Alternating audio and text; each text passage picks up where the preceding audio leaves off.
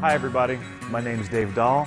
Today on Pro Tips we're going to be talking about capos, what they're basically used for, what kinds you can get, how to install them, the do's and don'ts of capos, if you will. Now, there's been capos on the market for a number of years. A lot of technology goes back to 40, 50, 60 years and stuff that was manufactured within the last couple of weeks. Basically, it boils down to two different kinds though. Ones with set tension and ones that have a set screw where you can adjust the tension when you actually have them on the guitar.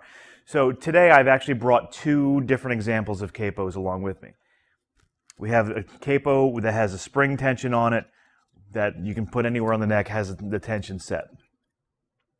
You also have this kind of capo which has no spring mechanism, but it has a set screw on the back so you can adjust the tension depending on where on the neck you have it set. So we'll start with the Kaiser. Now, again, the basic premise of having a capo and using a capo is to basically move the nut. You know, when you're playing open chords back here, you get certain voicings on open strings. And in effect, when you're using a capo, you're able to use the same fingerings, but by moving the nut, you get a different key. So on the second fret, I'm up, 2 half steps from the normal nut position. You can still play the same open chords and get those voicings really anywhere you use it.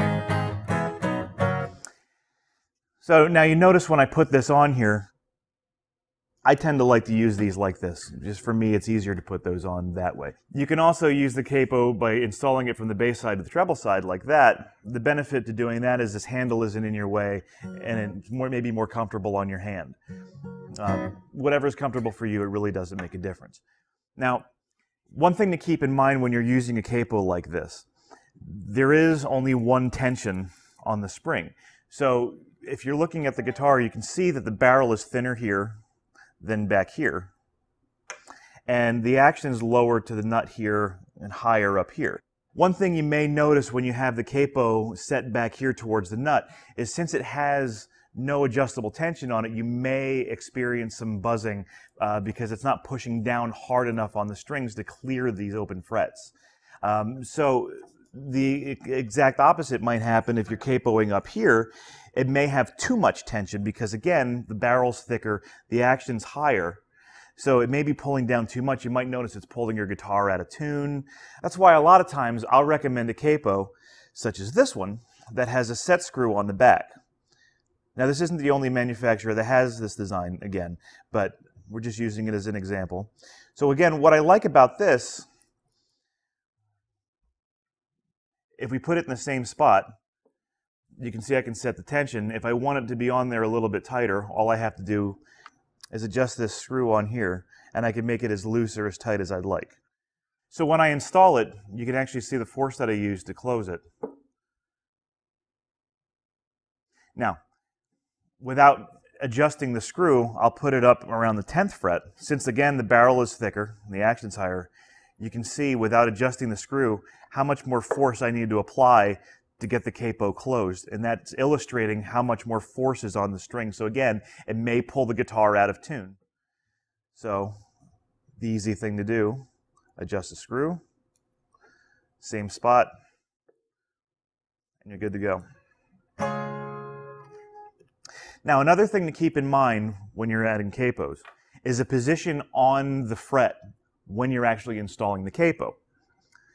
I always recommend going to the inside as close to the fret as you can go, rather than, say, in the middle of the fret or even back here. Now, you might not think that that means a lot, and it may not matter that much, but when you have the capo close like that, you have less of a chance for the strings to be buzzing on that fret that you're trying to clear. Lastly, with any kind of capo, you want to try to limit the amount of time that the capo is in contact with the finish. On any kind of finish, on any kind of guitar, it could potentially dent the wood, it could potentially eat into the finish or burn the finish because of the materials reacting within the capo, within the finish on guitars. Another thing that I recommend not doing with these capos is clipping them to your headstock. I know it's very convenient to have them there when you're playing because you can just take them off and then clip them right to the neck. One of the problems is the material could react with the finish, and you could potentially end up damaging the finish both on the headstock with it like denting the wood, or you could also burn the actual finish itself. But with that extra mass up there, say for example this guitar is in your case, and you leave it in the case with the capo on there because it's easy to travel with, easy to store because there's room in the case for that. One day you're out and your cat knocks over your case with the guitar in it. With that extra mass up there, it could be enough to cause the headstock to crack or even fall off. I've seen that a couple of times too. So I recommend never doing that, especially to store your guitar.